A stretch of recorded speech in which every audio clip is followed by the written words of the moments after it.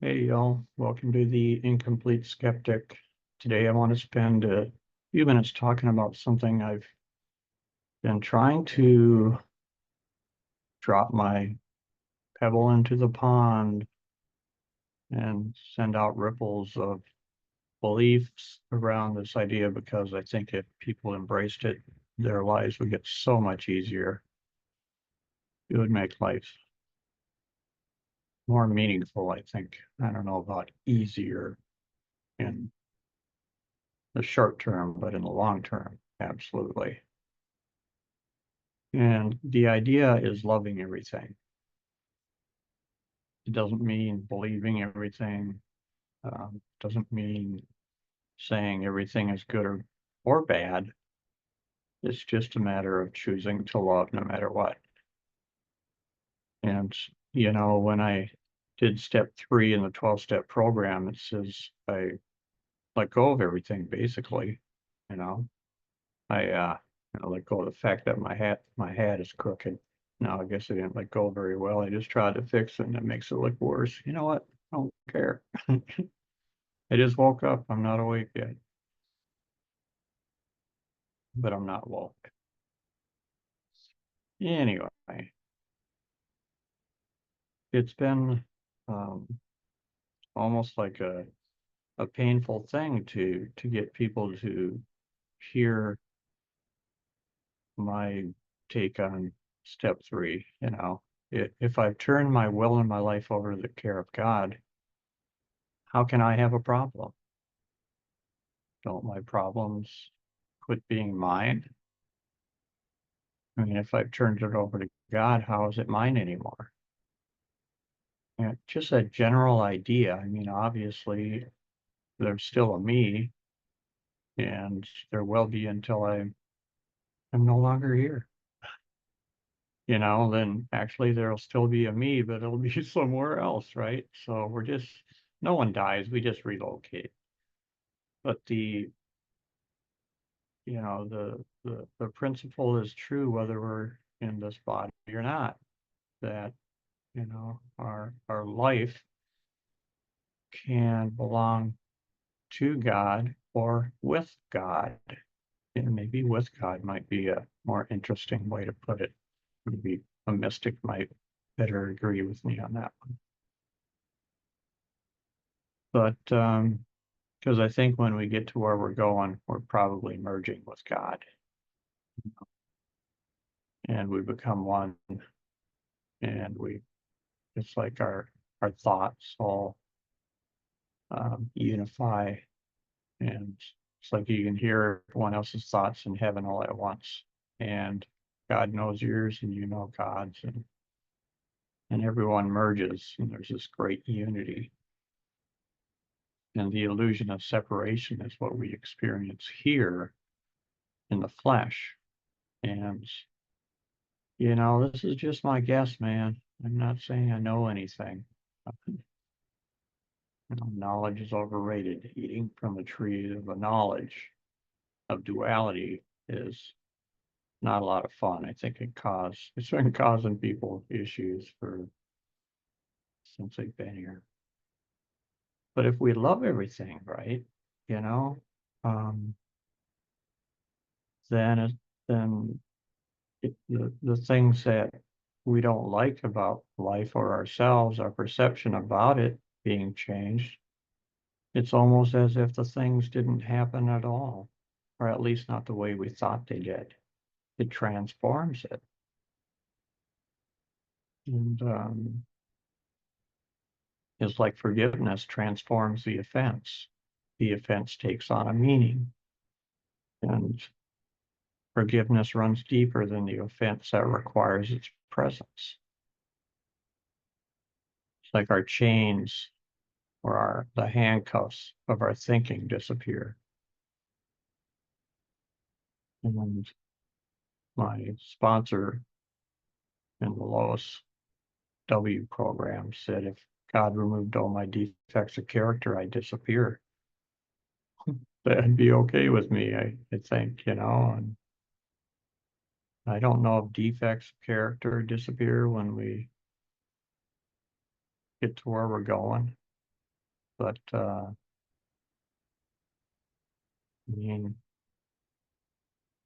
why can't progress be eternal? I mean, why can't we always improve? I don't know that God needs to improve, or, if there's a such thing as improving for God, but if it's a correct principle, then why can't it? I don't know. I don't know that that's true or not.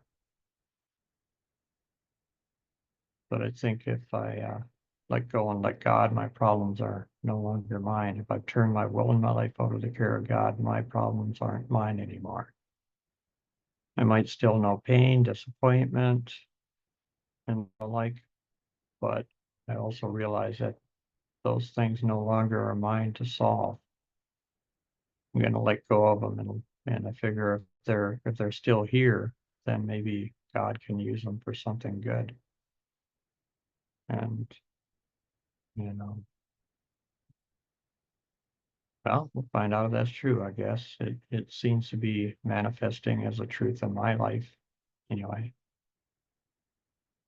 And but I like that picture I just had up of the invisible hand, or the hand that's almost invisible. And I think Adam Smith wrote about the invisible hand, and laissez-faire, and all that.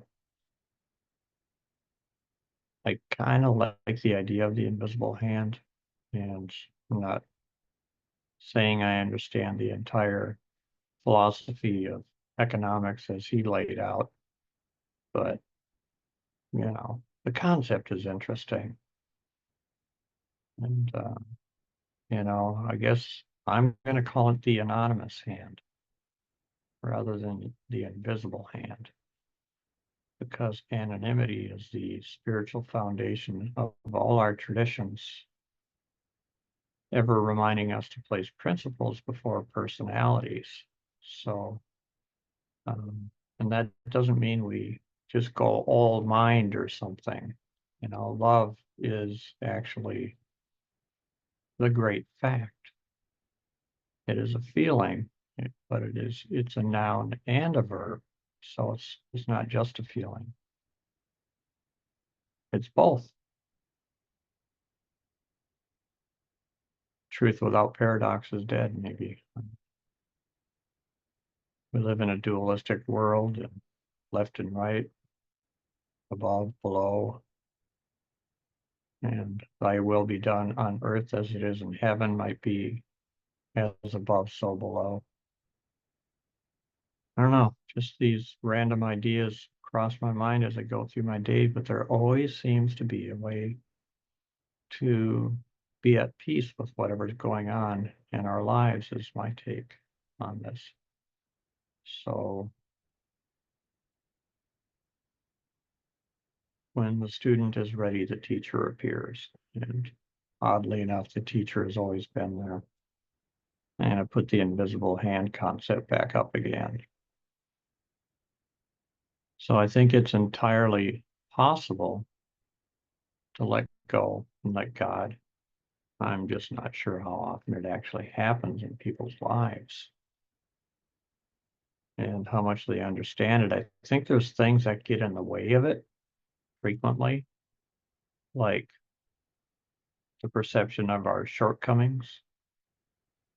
And we're only as sick as our secrets, and if we can be out loud with somebody that we trust about everything that we've done wrong and we're resentful about, or everything that has been done to us that we're resentful about, you know, identify all those things, um, and then share it with God and another human being, and of course with ourselves, be 100% open during that experience of sharing it with someone, and wait for the miracle.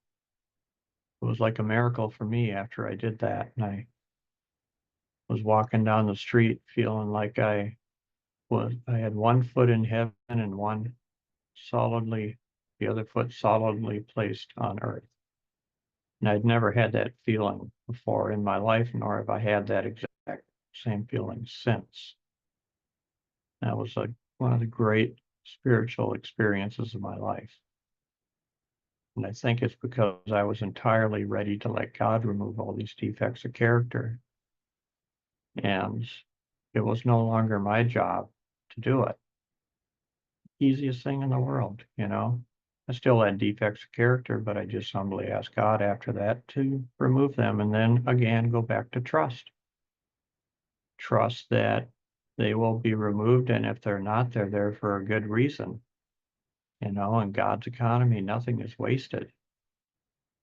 And to quit playing victim and to hang up the blame thrower, you know, and that's not easy to do sometimes, especially if somebody is shaming and blaming us or guilting us about something, or somebody does something that's not fair to us, or we think there's a problem, you know. In reality, there can't be, but, you know, all that stuff. And I can actually go back to step 3 after doing step 4 and 5. Look inside, and then I share what I found on the inside with God, someone else, and myself on the outside, you know, and that's making our outside world and our inside world match. That's called integrity. And going back to step 3 means I go back to complete and utter trust of God as I understand God. It might not be as you understand God. And that works for me. And after I've cleaned out the inside of the cup, which is what that whole process is, then I work toward cleaning the outside of my cup. You know, I think Jesus told people that they need to clean the inside of the cup before they clean the outside, because people were running around looking really good on the outside, but the inside was really sucky. And you know, they polished themselves well, but the inside he could see, and he called them on it. And he's called me on it too before, where I didn't realize just how messed up my behavior was. And I got it directly from him one day. And he said, "Why have their prayers come before me because of you?" And I was stunned because I didn't think that I had done anything wrong. And I got it directly from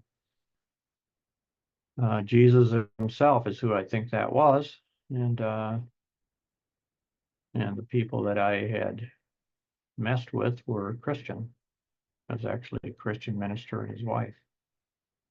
And I kind of harassed him, kind of, yeah. I harassed him. And so sometimes we get those direct messages. Yeah, the inside of my cup wasn't as clean as I thought it was. It was messed up, and I didn't make that same mistake again. I don't think I did. I don't remember doing so if I did, but I'm pretty sure I didn't. But cleaning the outside of the cup is where we do that personal inventory of the wrongs we've done to others, the people we've harmed, and then go about being willing to make amends to them all, except when to do so would injure them or someone else. Got to be careful and not hurt other people in order to make ourselves feel better. And it's like, you know, there could be something that's true, but we don't beat people up with the truth. We don't beat people over the head with the Bible or any other holy scriptures. And truth without compassion is cruelty. So where am I going with it? I guess our sense of moral responsibility comes from acceptance. Is like acceptance is the answer to all our problems today. Accepting the whole self, the inside self and the outside self. And whether or not it's accepted by others is not the point. They might not care that we're remorseful for what we did. They might never forgive us. But again, forgiveness runs deeper than the offense that requires its presence. So we should fall in love with our offense through forgiveness, because forgiveness is a form of love. We wrote pages in our own book, in a manner of speaking, whether we wrote it ahead of time or during the fact, or we were preparing for our apparent future. But to me, the great human being is the one that can love everything equally in one's life, not to just merely bear what is necessary, not to bury it in a false conceit of love, but rather to love the entire human condition. Doesn't God love us regardless of our, screw ups? Not like the screw up, but he still loves us. He, she, it, whatever God is, still loves us. So we're putting on our God glasses and seeing things differently. When we forgive ourselves and forgive our enemies, we become stronger. Like Nietzsche said, that which doesn't kill us only makes us stronger. And our final consequence is acceptance as well, It's like the landing place for everything, where we rebuild our consciousness. And after we've done our work, we clean the inside and the outside of the cup. Being human, we're going to screw up, probably every day if you're like me. Then we have the 10th step, where we should make it right. We immediately admit when we're wrong, and promptly, I think is the word, promptly admit when we're wrong, and be willing to make amends for the wrong that we've done to the person on the spot. But that's that continuing honesty that keeps our gifts of everything we've done beforehand clean. We keep our gifts clean. If we can keep our gifts clean and walk into step 11 with a clear conscience, not the perception of uh,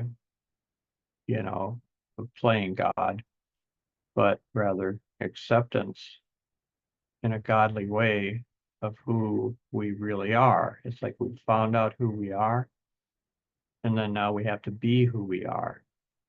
That's acceptance. And we get to that point and we try to keep our gifts clean. We can then seek through prayer and meditation to improve our conscious contact with God, seeking only for knowledge of God's will for us and the power to carry that out. And so we've made peace with our mind and our hearts, and then we surrender them again and look for that conscious contact with God. And then move into helping someone else. Step 11 is the conscious contact, and step 12 is helping somebody else out. So we actually kind of do disappear. When we do step 12, all we do is pass on what was given to us so freely. One of the most enchanting ideas that we can land on is helping someone else with what has happened in our lives. Like the worst things that ever happened might be a lifesaver for someone else, because we might save them some years of grief that they might have experienced, where they can get on with their lives a little sooner because we lived through what we lived through rather than giving up. We're dead, we can't help someone. A lot of people give up and commit suicide when they get into deep depression or grief. And I don't think suicide is wrong, but it's not necessary. We love what's happening to us, and we've transmuted that suffering into usefulness. It's, we need to burn it into the consciousness of everyone that they can get well regardless of anyone. Wholehearted acceptance, not just the easy parts, but the parts where we suffer, where we love our suffering, which makes it shrink, which makes it less. The suffering goes away when we accept it, or at least it gets better, in terms of how we feel about it. And the confusion starts to disappear if we have confusion, because our mind settles down. So we know we want to be great, we want to have integrity, so we try and love the fate we set up for ourselves, which is a paradox to say we set up our own fate, but the destiny of decision. We read this, we writ the script for our life, and what are we going to do about it? Are we going to accept it, or are we going to fight it? The part of the big book, the 12 steps that we live by, says that we quit fighting everything and everyone, right? My favorite part of the book, considering I used to be fighting everyone and everything. It's definitely an about face. And when we face the darkness, our eye will be filled with darkness. But when we turn around and face the light, then our eye will be filled with light. And that's going back to our original condition. We were born in the light through the darkness. We went into the womb and we came out into the light. But our spiritual eyes were always in the light. Our spirit body was always capable of seeing the light. So we shift the focus from the body to the spirit. We are not our bodies. That's, we don't take it with us when we go, and we didn't bring it with us when we got here. We joined with it. And it's kind of like a litmus test. By your fruits, you'll know them. And our fruits are supposed to be loving others as we love ourselves. That's makes life really cool. Oh boy, and some days I can't do it so well. I need some help. So, the best definition of a friend I've ever heard is someone who takes the time to learn our song, so when we forget it, they can sing it back to us.